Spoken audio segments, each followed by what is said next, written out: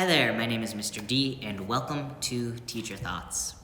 Have you ever heard the expression, if you love what you do, you will never work a day in your life? Well, sounds so nice, doesn't it? But if you are a teacher, you know that that is not completely true. And in fact, Tim Cook, the CEO of Apple, back in 2019 at a commencement speech at Tulane University said the same thing. And he said, "You'll work harder than you ever thought possible, but the tools will feel light in your hands." And sometimes they do, sometimes the tools do feel light and everything feels easy, but sometimes they feel very heavy. And when they start to feel heavy like this, you might be experiencing burnout. For example, have you ever been co-teaching and you finally are feeling like you have a grasp on the pacing and you have a grasp on what you have to do and you have a grasp on the students and everything is kind of starting to fall into place.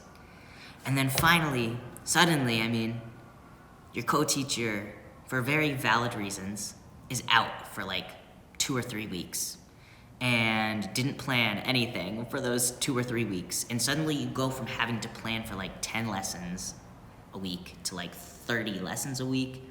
Like I am right now. That is actually literally my situation right now. If you've ever felt like the tools do not feel light in your hands, you might be experiencing burnout. And burnout has a host of different kind of ways that it shows up. You've probably heard of it before. You might be feeling depressed or unmotivated or irritable, disinterested, maybe even bored.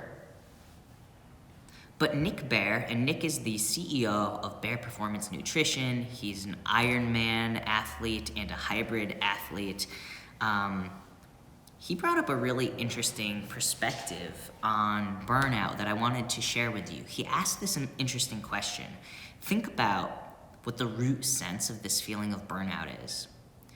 Do you feel understimulated or do you feel under-recovered? Let's talk about these two things. First, being understimulated. So when I first started teaching, I was learning about all these different ways to utilize classroom discussion, and I was learning about different projects to incorporate, and I was learning about how to sort of make things more real world so that the kids were more into it. It was all really exciting, and I felt energized by practicing these different techniques that I was learning. But after the initial honeymoon period, I started to feel a bit bored, and actually I started to feel my motivation wane a lot. The newness of the profession and the newness of the challenges that I was facing, I was losing energy to deal with them. And I started to feel a bit burned out, I think in part because I was a bit bored. Think of this scenario for a second. You've been living in the same house, the same apartment for several years. Nothing in the apartment has changed. And suddenly, you decide to move the furniture around. Or maybe you decide to get some new artwork for the walls, or you get a new throw rug, I don't know. But this changes the energy of the space, doesn't it? This changes the way the place feels to you.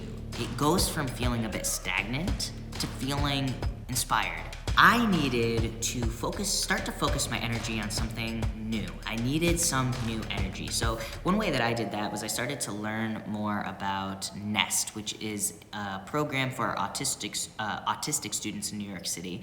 And through NEST, I started to learn about some new executive functioning support techniques, and I started to learn about different ways that I could organize and present information, and this really affected my planning in a big way, and it made it really exciting to start planning in these new ways because it was working.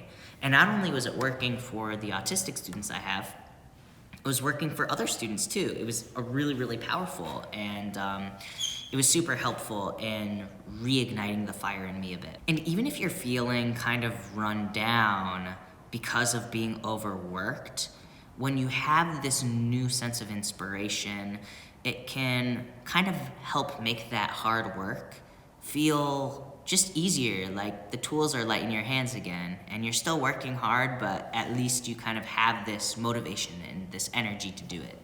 Hey there, if you're finding this video helpful, please like and subscribe, super helpful. So that's one way of experiencing burnout. The other way you might be experiencing burnout is being under-recovered. Now, my first year teaching, I was also in graduate school, and in February, I think it was, I had this capstone project due. I think it ended up being like 50 pages in total. It was just a lot of work, and there were no days off. I was just feeling really, really exhausted. And I kept thinking to myself that I knew I needed a day off, but I convinced myself that no, I can't take a day off because we're gonna be off the pacing calendar, and no, I can't take a day off because I have all this homework due, and so I wasn't even taking the weekends off. I was just pushing. One day, I got a surprise observation from the admin where I used to work, and I'll just say the admin was not the best at giving feedback. And they were giving me all this really critical feedback that was not constructive or even particularly relevant to what I was doing. It was just not helpful feedback. And after that meeting, I swear, my cognitive ability started to decline a bit. I was much slower cognitively. My short-term memory was off. I had this brain fog, and really just my nervous system was having a real physical kind of reaction that was making it really hard to function. And through this whole experience, it was terrible. It kind of taught me two lessons. First, when you feel your body start to need a day off, take a day off. Just do it. Because you have to be disciplined in this moment. You're actually gonna be a better teacher if you take that one day off than if you just push through and then are not teaching your kids at a high level anyway. The point is you have to be disciplined enough to listen to your own body. The second lesson it taught me is this. If you make the mistake of not taking that day off when you need it, you need to take ownership of that. What does it look like to take ownership of that though? I actually want to explore this idea of taking ownership a bit more down the road because I think it's a really important topic, especially for us teachers who have so much on our plates. But what it looked like for me generally was being transparent with my team and even with my students about the fact that I needed a little bit more time. I was moving a little bit slower.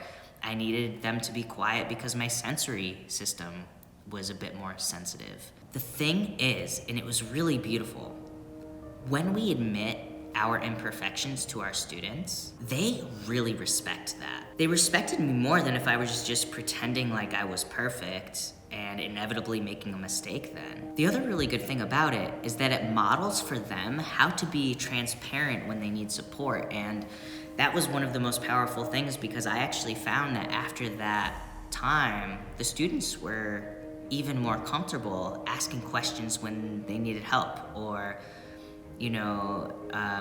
letting me know difficult situations that they were going through. And that actually really helped to make the classroom environment one with more rapport and more trust. Burnout, recovery, discipline, ownership, they're all related. Nick Bear says, discipline is not just about showing up, it is about choosing the hard right over the easy wrong every day on a consistent basis. And sometimes the hard right is taking a day off and being thrown off for a day on your pacing calendar. So what should you do to avoid burnout? And I'm sure if those of you who are still watching, this is what you really want to hear. How should you avoid burnout? My personal philosophy about this is that when we have feelings, if we become aware of them, that is the absolute first step to fixing anything that we want to change in our systems. And that's why I've actually made for us a burnout reflection guide that can help you keep track of where you are on, this burnout spectrum and kind of proactively take action so that you can avoid it altogether. So first, what you're gonna do is you're gonna make a plan for what you will do if you start to head toward burnout. Now, this could be taking a day off. It could be scheduling a massage for yourself. I don't know, you do you. Whatever is going to be helpful in relieving some of that stress and resetting your energy. Next, you're gonna choose a day of the week. So I choose Fridays because it's the end of the week and it helps to set me up for what I'm needing over the weekend. But you're gonna fill out the chart every week on that day, and you're gonna see how your score changes over time. If you see the score getting higher and higher and higher and higher, that is a sign that you are heading toward burnout.